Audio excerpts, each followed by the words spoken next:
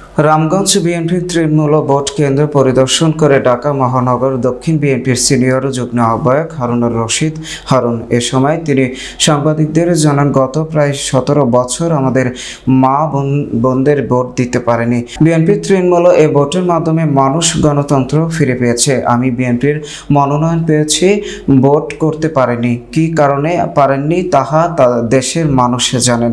17 বছর বিএনপিকে ভোট থেকে দূরে রেখেছে।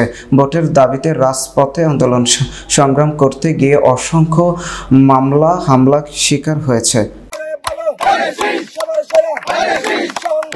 তৃণমূলের যে নির্বাচন শুরু হয়েছে, এটা আমাদের গত 16 বছর মানুষ ভোট দিতে পারেন। সেই কারণেই আমাদের এটা গণতান্ত্রিক প্রক্রিয়া। এই প্রক্রিয়ার মাধ্যমে আমরা জানান দিচ্ছি যে আশেপাশের মানুষ, আমাদের মা বোনেরা যারা বিগত 16 বছর ভোট দিতে পারে নাই, তারা এই ভোটের মাধ্যমেই তাদের আমাদের ভবিষ্যৎ নির্বাচনের যে কার্যক্রম এখান থেকে শুরু হবে। আমরা আমাদের চেয়ারম্যানের নির্দেশ অনুযায়ী এই প্রত্যেকটা ইউনিয়নের যে ওয়ার্ডগুলো আছে সেখান থেকে কিন্তু ভোটের কার্যক্রম শুরু হয়েছে। এখানে ভোট দিচ্ছে হয়তো 200-300 বা 400 লোক আমাদের নেতা কর্মীরা।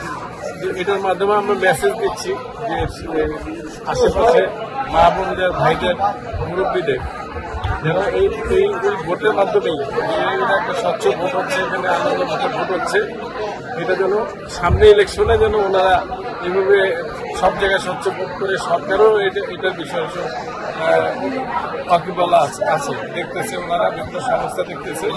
তো আমরা যে একটি গণতান্ত্রিক দেশ, আমাদের পার্টির প্রতিষ্ঠাতা চেয়ারম্যান জিয়াউর রহমান সাহেব যে বহুমাত্রিক গণতান্ত্রিক দলগুলো প্রতিষ্ঠা করে গিয়েছেন, তারই কিন্তু সফল শুরু হয়েছে।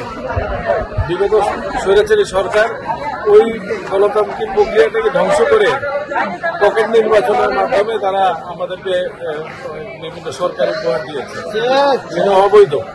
ঠিক আছে, সাইডে যান।